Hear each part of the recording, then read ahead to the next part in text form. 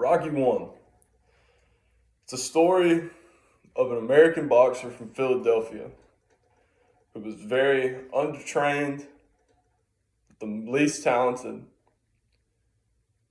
and one of the more purebred fighters.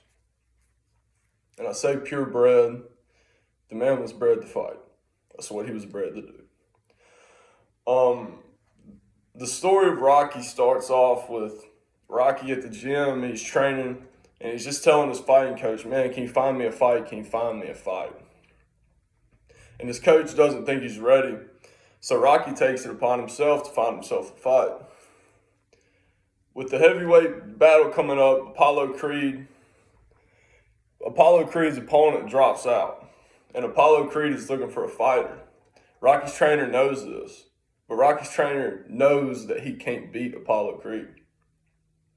Rocky's trainer is essentially setting him up for failure. But if Rocky takes the fight, he just wants to fight. He just wants to fight anybody, and for the heavyweight title, he'll do it. So Rocky starts on his journey training. He goes and he does his training at the gym, and he does everything he needs to do, and he tells his coach he's ready to go, he's ready to fight. He gets to the gym one day, and his coach and everybody he trains with has told him he can't be there anymore. They're starting to see that he's got a chance, that he's got the attitude to win this fight. He's just got to go do it. He's got to go win the fight. So his trainers, they drop out on him, and Rocky takes it upon himself to train himself. This is how in depth and bought in he was with the concept of the fight. He trains himself. You don't hear about that anymore today. This man trains himself. He gets himself ready for a heavyweight bout against the undefeated Apollo Creed with no chance to win. During this, there's obviously social conflict between Rocky and others. Social conflict between Rocky and his girlfriend.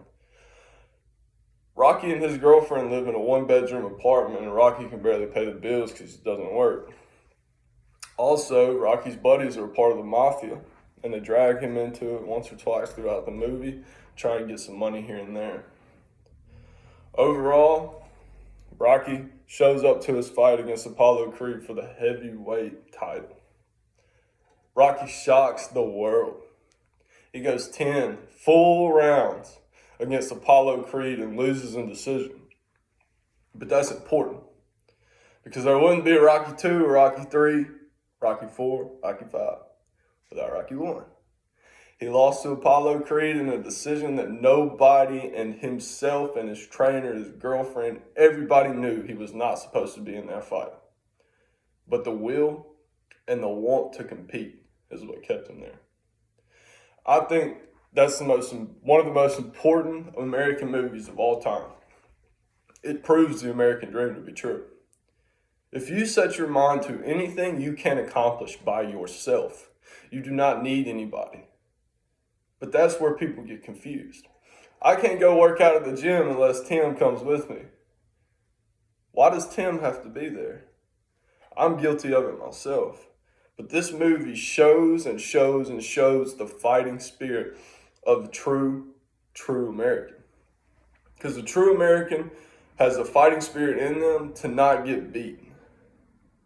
I am going to make myself who I need to be. That's basically the capitalist system. This is a very, very important movie, and it shows multiple ideologies behind the fighting spirit. It shows that you can get behind the fighter, because the fighter is a regular person. The fighter has a heart. The fighter has athleticism. But most importantly, the fighter has the will to win. And that will to win is what keeps Rocky in for 10 rounds against the improbable Apollo Creed. And he, by decision, loses the fight. But mentally, he won the fight. All he had to do was prove to himself that he could do it. And he did it. So for me, this is one of the most important movies I've ever seen in my life. It showed me that fighting spirit and how I control my own outcome. Nobody else helps me. Thank you.